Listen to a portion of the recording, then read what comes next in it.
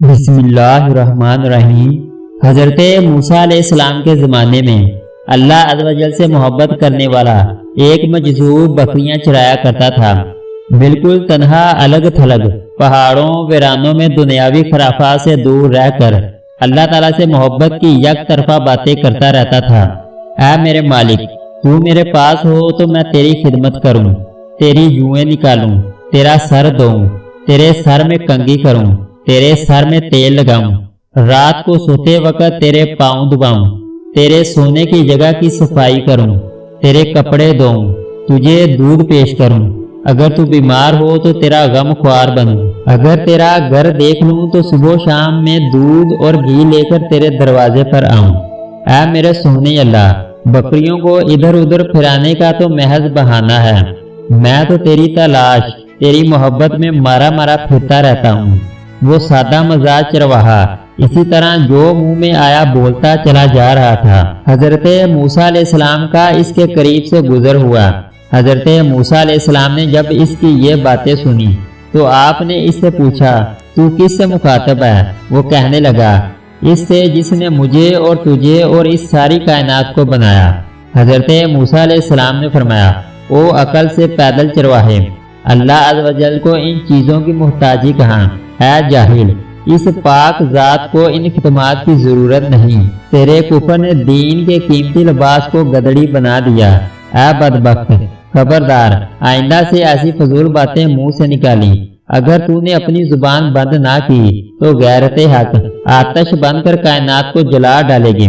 اس معصوم چرواہے نے جب موسیٰ علیہ السلام کی یہ باتیں سنی تو بے حد شرمندہ ہوا، اس کے اوسان فتح ہو گئے، خوف سے تھر تھر کانپنے لگا، چہرہ زرد پڑ گیا، پھر بولا، اے خدا کے جلیل القدر نبی، تو نے ایسی بات کہی کہ میرا منہ ہمیشہ کے لیے بند ہو گیا۔ یہ کہتے ہی چرواہے نے ٹھنڈی آہ بھری، اپنا گریبان تار تار کر دیا، دیوانوں کی طرح روتا ہوا جنگل کی طرف بھاگ گیا۔ جب حضرت موسیٰ علیہ السلام اللہ تعالیٰ سے ہم کلام ہوئے تو خدا نے فرمایا، اے موسیٰ، تو نے ہمارے بندے کو ہم سے جدا کیوں کیا؟ تو دنیا میں جدائی ڈالنے کے لیے آیا ہے یا ملانے کے لیے؟ اس کام میں احتیاط رکھ، ہم نے اپنی مخلوق میں سے ہر شخص کی فطرت الگ الگ بنائی ہے اور ہر فرد کو دوسروں سے جدا عقل بخشی ہے۔ ایک بات ایک کے حق میں زہر کا اثر رکھتی ہے تو دوسرے کے حق میں نہیں رکھتی۔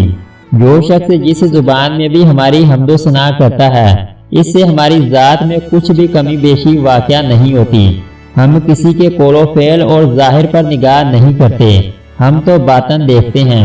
اے موسیٰ، دیوانوں، دل جلوں اور ہارے ہوں کے عذاب اور ہی ہوتے ہیں۔ حضرت موسیٰ علیہ السلام یہ سن کر پشیمان ہوئے، پھر اسی اضطراب اور بے چینی کی حالت میں اس چرواہے کو ڈھونڈنے جنگلوں ویرانوں میں چلے گئے، صحراؤ بیاں بیاں کی خاک چھان ماری، لیکن اس دیوانے کا کہیں پتہ نہ چلا۔ حضرت موسیٰ علیہ السلام نے تلاش جاری رکھی، یہاں تک کہ آپ اسے پا لینے میں کامیاب ہو گئے۔ چرواہے نے انہیں دیکھ کر کہا، اے موسیٰ علیہ السلام، اب مجھ سے کیا خطا ہوئی کہ تو یہاں بھی آن پہنچا؟ حضرت موسیٰ علیہ السلام نے فرمایا، اے خدا کے بندے، تجھے مبارک ہو، تجھے کسی ادب و اداب اور قاعدے ضابطے کی ضرورت نہیں، تو اصل دین پر ہے، تجھے سب کچھ معاف ہے۔